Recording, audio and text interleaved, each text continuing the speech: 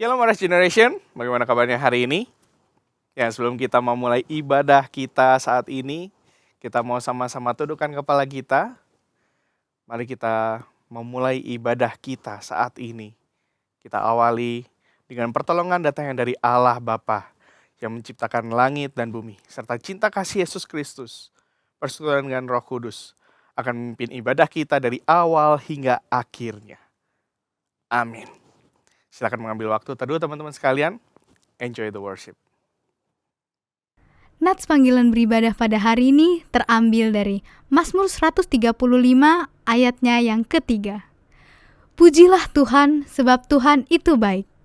Bermazmurlah bagi namanya sebab nama itu indah. Shalom Reach Generation. Gak kerasa kita sama-sama sudah memasuki penghujung tahun. Satu yang harus kita sama-sama ingat, kalau kita masih hidup sampai hari ini, itu semua adalah berkat kemurahan Tuhan.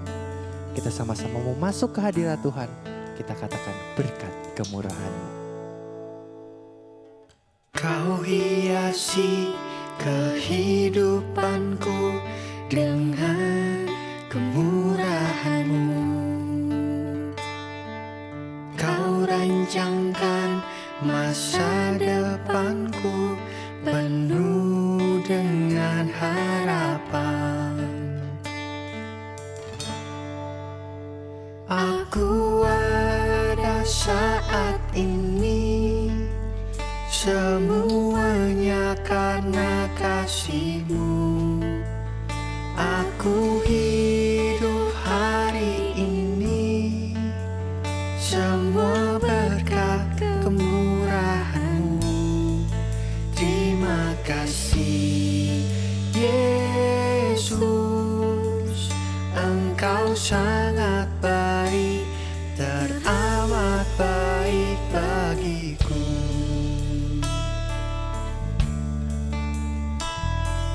Kita sama-sama katakan, kau hiasi kehidupanku. Kau hiasi kehidupanku dengan kemurahan-Mu. Kau rancangkan masa depanku. Kau rancangkan masa depanku penuh dengan harapan. Aku ada saat ini, semuanya karena kasih-Mu. Aku hidup hari ini, semua berkat kemurahan-Mu. Terima kasih Yesus, Engkau sangat baik, teramat baik bagiku.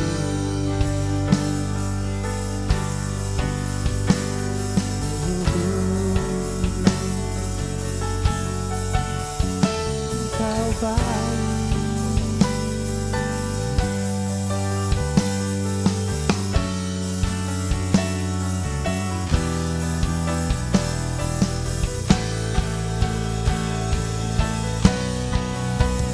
Aku ada saat ini, semuanya karena kasih-Mu. Aku hidup hari ini, semua berkat kemurahan-Mu. Terima kasih Yesus, Engkau sangat baik, teramat baik bagiku. Yesus, Engkau sangat baik, teramat baik bagiku.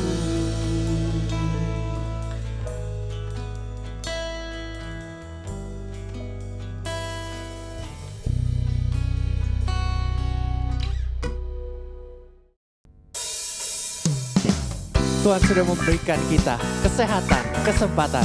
Oleh karena itu kita sama-sama mau menjadi pekerja Kristus yang mulia. Kita sama-sama nyanyikan pujian ini. Kita katakan, bekerja Kristus yang mulia. Telah lama ku cari-cari langkah hidup yang lebih pasti, hidup penuh kemenangan setiap hari.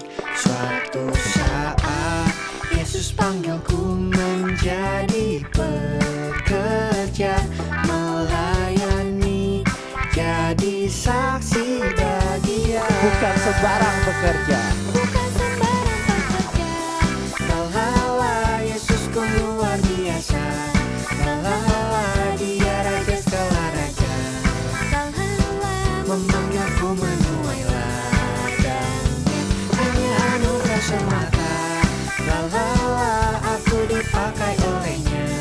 Lalala, sungguh amat istimewa, menjadi pekerja Kristus yang mulia.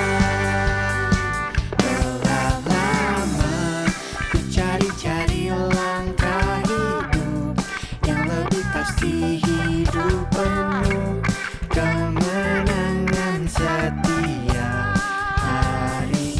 Suatu saat Yesus panggilku menjadi pekerja, melayani, jadi saksi bagi Dia.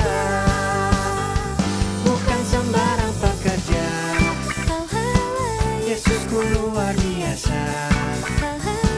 Dia Raja segala raja, memanggilku menuai ladangnya, hanya anugerah semata.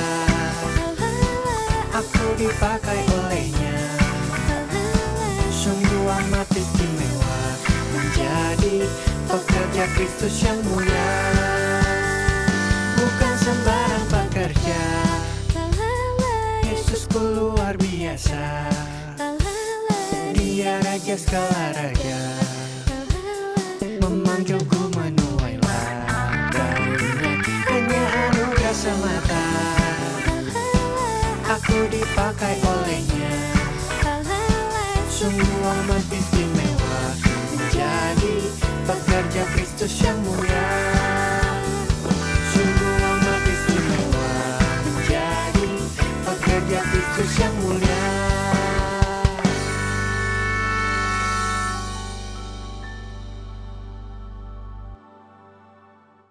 Halo Rise Generation, sebelum kita mendengarkan firman Tuhan, mari kita sama-sama berdoa di hadapan Tuhan. Kami bersyukur Tuhan, di mana kami berada saat ini, di kondisi kami saat ini beribadah Tuhan, kami berterima kasih Tuhan masih memberikan kesempatan bagi kami untuk mendengarkan firman-Mu saat ini. Mohon Tuhan pimpin setiap kami, dimanapun kami berada, baik lewat pikiran dan hati kami. Kami siap untuk mendengarkan firman-Mu, dan kiranya Tuhan lembutkan hati kami untuk menerima firman-Mu saat ini. Sempurnakan lewat Roh Kudus-Mu Tuhan dalam setiap penyampaian firman-Mu, dan kami siap menerimanya. Hanya di dalam nama Tuhan Yesus kami berdoa dan bersyukur. Amin. Oke, Rise Generation, kau ingin menyapa teman-teman sekalian kembali. Shalom teman-teman. Bagaimana kabarnya hari ini? Iya. Teman-teman masih di bulan keluarga gitu ya. Setiap kita bersyukur kita masih punya keluarga sampai saat ini. Kita bersyukur dengan keluarga yang ada, baik secara keluarga kandung ataupun keluarga besar gereja kita, betul bukan? Nah, teman-teman sekalian, apa yang teman-teman suka kira-kira kalau ada pertanyaan buat teman-teman hari ini? Apa yang teman-teman suka dari keluarga kalian? Apa yang kalian suka dari keluarga kalian? Satu aja, teman-teman boleh chat di kolom chat, komentar, atau mungkin teman-teman ada yang udah ibadah via Zoom bareng-bareng gitu ya di lokasinya. Boleh chat di kolom chat Zoom-nya. Satu hal yang kalian sukai dari keluarga kalian. Nah, atau mungkin kalau misalkan agak susah gitu ya, mungkin keunikan apa yang keluarga kalian punya, sedangkan keluarga yang lain itu gak punya. Chat, komentar, satu hal ini dengan cepat. Oke, ya mulai ada yang mengisi, ya. Oke, ya begitu uniknya keluarga kita bisa berkata bahwa keluarga kita dibandingkan keluarga yang lain atau orang lain belum tentu sama. Pasti ya, pasti nggak akan sama. Kenapa? Otomatis orang tuanya aja beda, saudaranya aja beda gitu ya. Bahkan diri kita bukan terdiri dari banyak keluarga gitu ya. Misalkan Koko ada di keluarga A, B, C, D, E, sampai Z gitu. Enggak. Setidaknya Koko terdiri dari 2 keluarga yang disatukan lewat orang tua gitu ya. Lewat orang tua kita. Ada 2 keluarga besar yang disatukan. Nah teman-teman, selanjutnya kalau misalkan ada pertanyaan untuk kita sekalian, bahwa setiap keluarga itu tidak sempurna. There is no perfect family in this world. Tidak ada yang sempurna di dunia ini, bahkan khususnya keluarga. Kira-kira dalam hati kalian ya, dalam hati kalian, coba sebutkan satu hal yang tidak kamu sukai di keluarga kalian. Satu hal aja yang kalian gak sukai dari keluarga kalian. Atau mungkin ada kesalahan yang fatal yang pernah kalian lakukan. Satu hal coba kalian suarakan dalam hati ya. Suarakan satu hal ini dalam hati kalian. Oke, kalian dapat satu hal ini? Ya, kalian tentu lebih suka yang baik bukan daripada yang jelek dari sebuah keluarga kita. Tentu ya, nggak ada yang suka yang namanya hal-hal negatif. Hal-hal yang tidak kita sukai, ya tentu kita pasti akan tolak gitu ya. Nggak ada yang berkeinginan untuk punya keluarga yang tidak harmonis. Karena semua orang, khususnya teman-teman yang ada di rumah, bahkan juga Koko, suka yang namanya keluarga yang harmonis, keluarga yang baik. Ya, itulah yang kita impikan, teman-teman. Itulah yang kita harapkan. Nah, teman-teman sekalian, perkenalkan ini adalah keluarga Koko. Keluarga yang cukup kecil, walaupun banyak gitu ya. Jumlahnya ada 4 bersaudara gitu ya. Teman-teman bisa lihat ada papa mama Koko, ada kokonya Koko sendiri, adik Koko ada 2. Ada keunikan yang terjadi ketika nama keluarga atau nama dari saudara-saudara bahkan juga Koko itu terdiri dari alfabetik A, B, C, D. Yang terdiri dari Advent, Ben, Catherine, dan Dave. A, B, C, D. Unik ya. Jadi ngafalinnya gampang gitu ya. Wah ini keluarga A, B, C, D gitu ya. A, B, C, D. Nah tapi di satu sisi juga tadi Koko udah sampaikan ke teman-teman bahwa sebuah keluarga itu adalah sekumpulan orang-orang yang tidak sempurna yang Tuhan satukan untuk mengenal Tuhan lebih dalam. Di dalam ketidaksempurnaannya, inilah kita belajar untuk punya niat, punya motivasi untuk apa? Untuk kita bisa mentransformasi keluarga kita untuk menjadi lebih baik. Nah, terlepas dari keluarga Koko yang begitu menariknya, uniknya ABCD, ternyata ada negatifnya juga teman-teman. Teman-teman bisa lihat ada adik Koko yang dari alfabet D, Dave. Kenapa? Koko dulu pernah iri hati sama dia. Karena ketika Koko udah gede gitu ya, udah SMP, kenapa kok muncul lagi ada adik lagi yang kecil lagi gitu ya. Buat Koko, kenapa harus terbagi lagi kasih dari papa mama itu terbagi sama dede Koko yang kecil. Sedangkan Koko sering banget berantem sama adik Koko yang perempuan. Ini ditambah ada yang kecil lagi gitu ya. Nah buat Koko itu adalah hal yang tidak Koko sukai di masa lalu. Bersyukurnya hari ini sudah dibereskan gitu ya teman-teman ya. Nah disinilah tantangan kita ketika ada sesuatu hal yang negatif. Koko yakin kita masih berjuang juga di keluarga kalian, bahkan juga di keluarga Koko juga. Masih ada beberapa bahkan mungkin banyak hal negatif yang harus kita berjuang untuk menjadi hal yang lebih baik, lebih positif lagi, bahkan lebih seturut dengan kehendak Tuhan. Maka tidak heran di hari ini kita akan belajar working on family transformation. Bekerja atau melakukan perubahan di keluarga kita. Nah, kita akan belajar dari satu keluarga, teman-teman. Satu keluarga di dalam Alkitab yang terambil dari Kejadian 37 sampai Kejadian 50. Kita akan baca ayatnya nanti dalam setiap momen step by step-nya. Perkenalkan teman-teman, ini adalah keluarga Bapak Jacob ya, yang terdiri dari 12 anak laki-laki.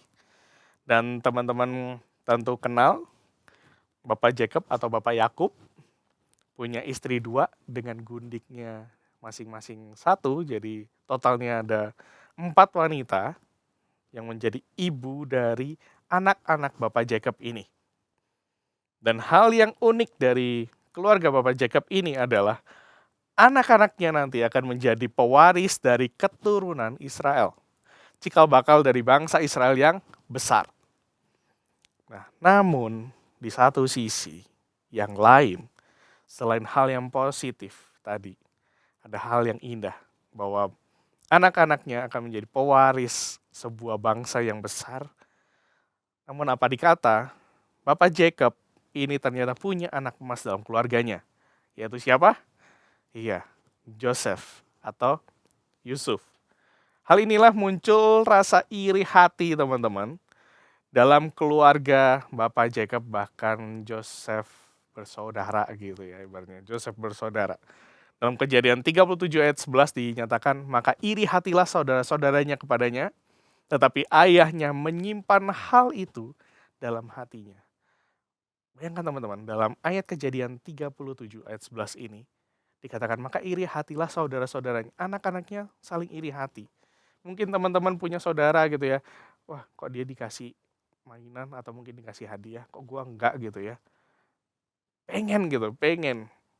Jadi iri hati itu muncul dari diri kita ketika melihat kenapa dia lebih baik, kenapa kok nggak sama. Dan ini orang tuanya tahu, Bapak Jacob ini tahu. Tapi apa yang dilakukannya? Dia simpan hal itu dalam hatinya. Dan kita lanjutkan kisahnya teman-teman. Bapak Jacob yang sebagai ayah harusnya tahu kondisi keluarganya tidak oke, tapi dia tidak melakukan apa-apa. Dan di sisi selanjutnya, tentu kita tahu bahwa si Joseph ini adalah seorang pemimpi. Dia bilang bahwa seakan-akan nanti dalam mimpiku itu ya aku pernah bermimpi gini, koko-koko gitu ya sama adiknya. Bahwa nanti kalian akan tunduk menyembah aku gitu. Singkat ceritanya lewat penggambaran-penggambaran mimpi yang Tuhan berikan bagi si Joseph ini.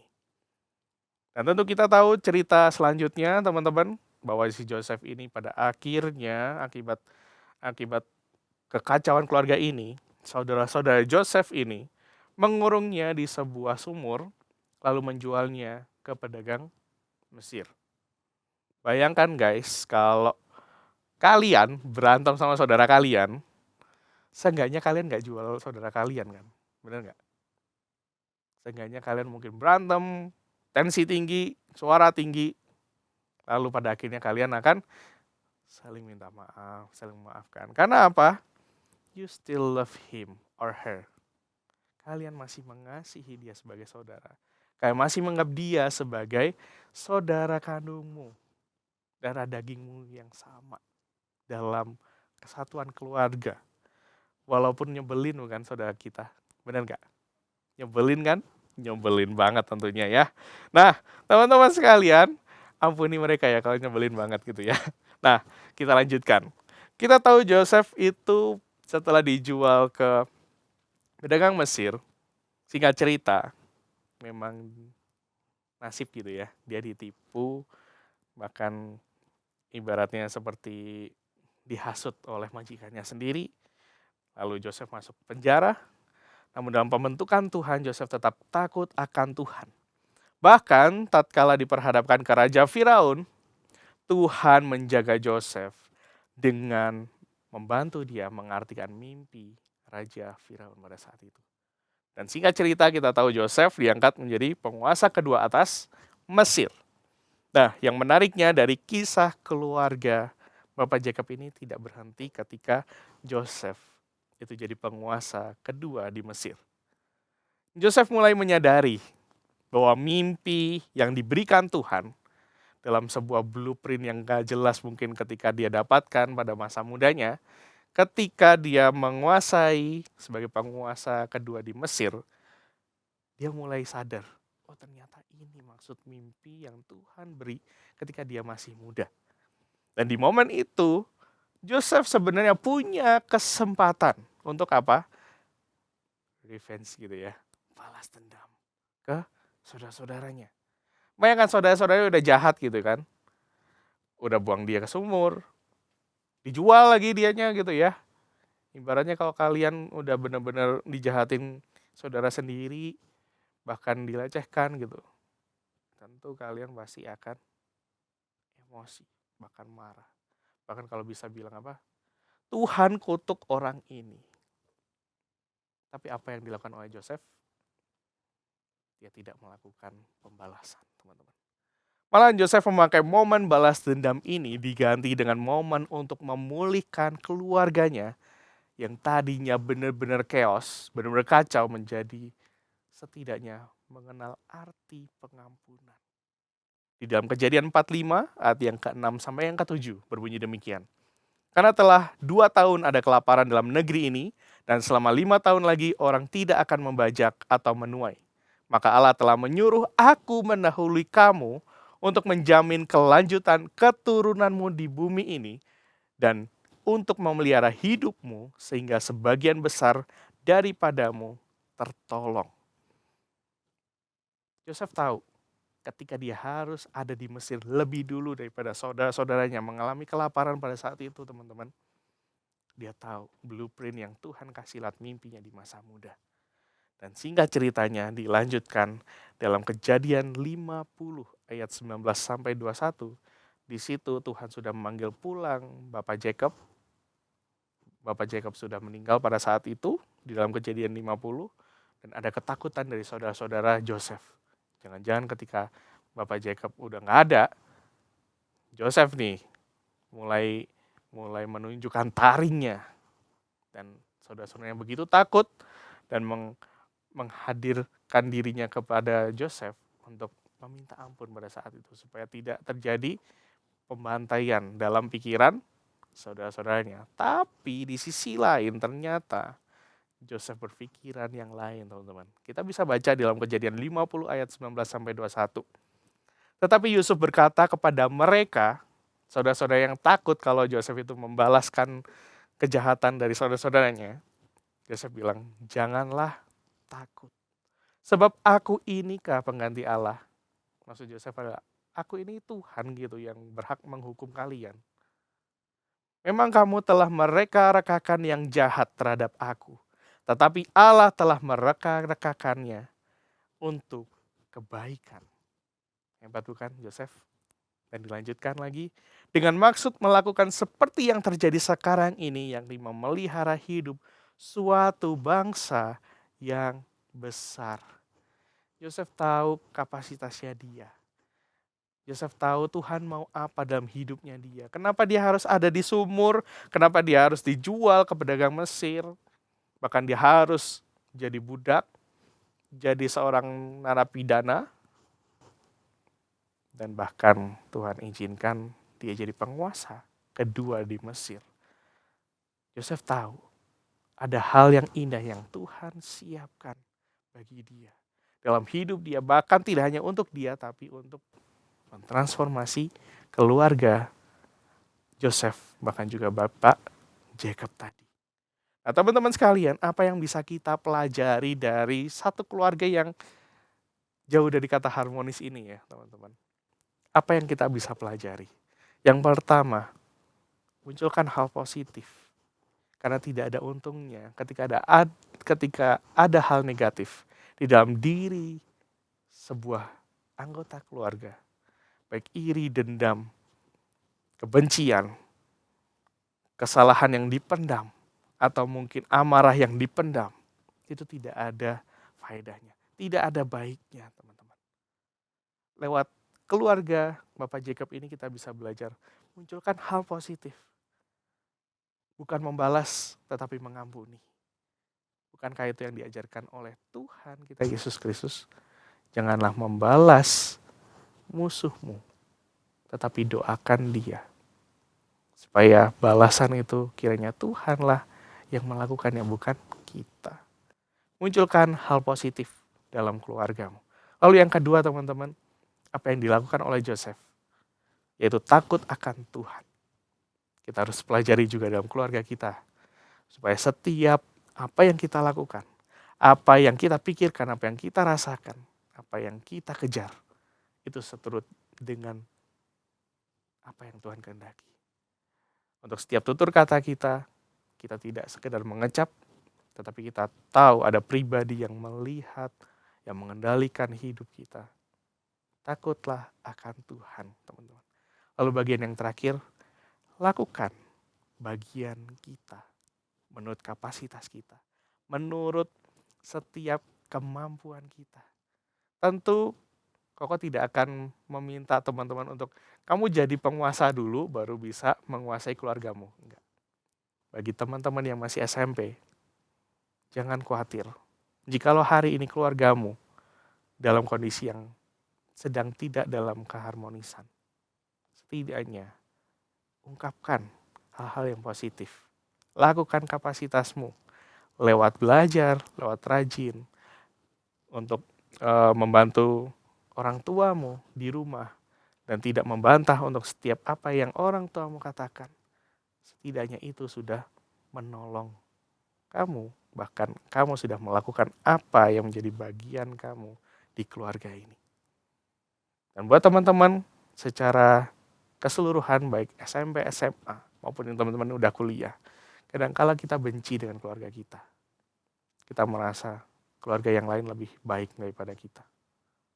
Bahkan di keluarga kita merasa, aku gak berguna di keluargaku. Aku merasa keluargaku gak ada faedahnya. Tapi ingat teman-teman, sekalipun keluargamu atau mungkin keluarga Koko bukanlah keluarga yang sempurna, keluarga kita itu tidak bisa digantikan dengan apapun. So, lakukanlah yang menjadi kapasitasmu. Lakukanlah apa yang berkenan, yang Tuhan inginkan. Ingat, munculkan hal positif, takut akan Tuhan, dan lakukan bagian kita masing-masing. Mari teman-teman, Koko ajak untuk kita berdoa. Kita berdoa untuk keluarga kita berdoa untuk keluarga besar GEIHO Kim Tong, khususnya untuk dapat mengalami transformasi yang indah di keluarga kita masing-masing. Kami bersyukur Tuhan, saat ini firman-Mu menyatakan ada peran yang harus kami jalani Tuhan. Terlepas dari ketidakharmonisan, terlepas dari ketidaksempurnaan keluarga kami. Kami tahu Tuhan menghadirkan kami secara pribadi di keluarga kami. Tuhan punya rencana yang indah. Tuhan pakai untuk setiap studi kami, Tuhan pakai untuk kesehatan kami, untuk kami dapat melakukan bagian kami untuk merubah keluarga kami menurut kapasitas kami masing-masing Tuhan. Dan kami juga berdoa Tuhan untuk orang tua kami. Tuhan jagai mereka dalam aktivitas mereka, pekerjaan mereka, di dalam kesehatan mereka. Mohon Tuhan jagai mereka. Kami merasa bahagia ketika mereka juga bahagia Tuhan. Bahkan kami juga berdoa Tuhan untuk setiap saudara-saudara kami. Mungkin kami sering berantem dengan mereka. Mungkin kami sering beda paham atau berselisih paham dengan mereka. Tapi kami percaya Tuhan, itulah pembentukan yang Tuhan izinkan. Supaya kami lebih lagi mengasihi keluarga kami, orang tua kami, saudara-saudara kami juga Tuhan. Tuhan pakai kami untuk menjadi anak-Mu yang ada, anak-anak-Mu yang ada di dunia ini. Untuk menjadi agen terang dan garam-Mu. Khususnya kami ingin menggarami atau menjadi terang di keluarga kami. Bantu kami Tuhan, mampukan kami. Dan kiranya kasih anugerah, damai sejahtera dari Allah Tritunggal akan memampukan setiap kami dimanapun kami berada. Untuk mengalami transformasi keluarga di bulan keluarga ini. Kami berharap banyak terjadi perubahan yang terjadi di keluarga-keluarga, khususnya keluarga GEIHO Kim Tong juga Tuhan. Terpujilah nama-Mu, hanya di dalam nama Tuhan Yesus kami berdoa dan berterima kasih. Amin. Teman-teman, mari kita bangkit berdiri. Mari kita mengikrarkan pengakuan iman kita, pengakuan iman rasuli.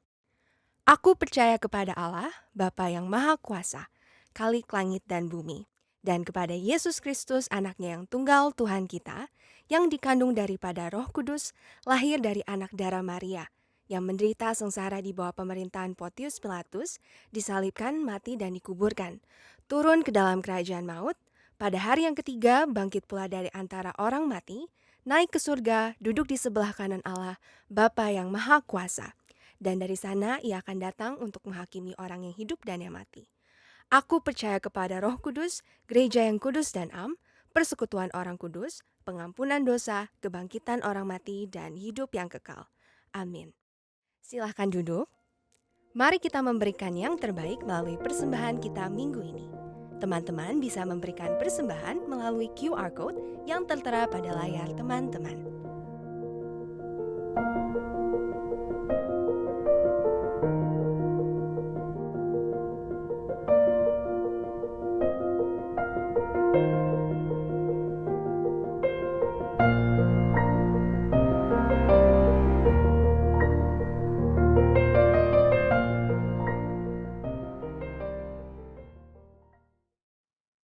Mari teman-teman sekalian, sebelum kita menutup ibadah kita, mari kita sama-sama kembali berdoa di hadapan Tuhan.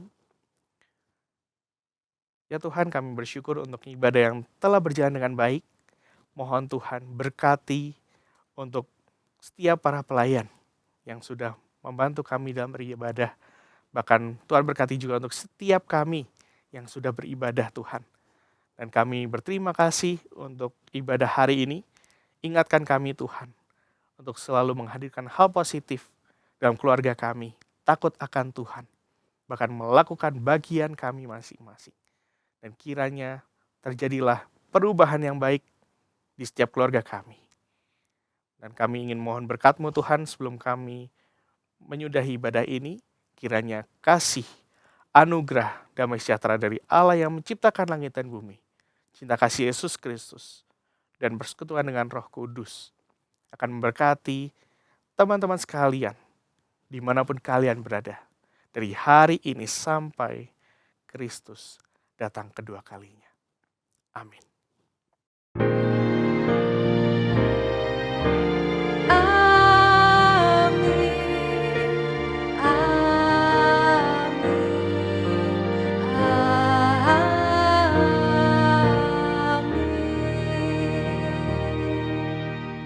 Ibadah selesai, teman-teman dipersilahkan untuk saat teduh.